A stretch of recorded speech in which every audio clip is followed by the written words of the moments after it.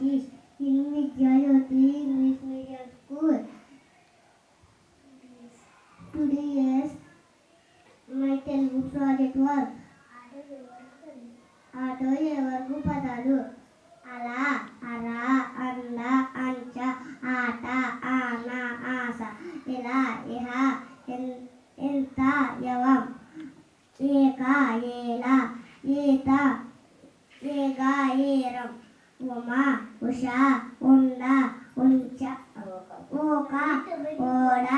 ఓక ఓస ఓత యర యద యండ యడం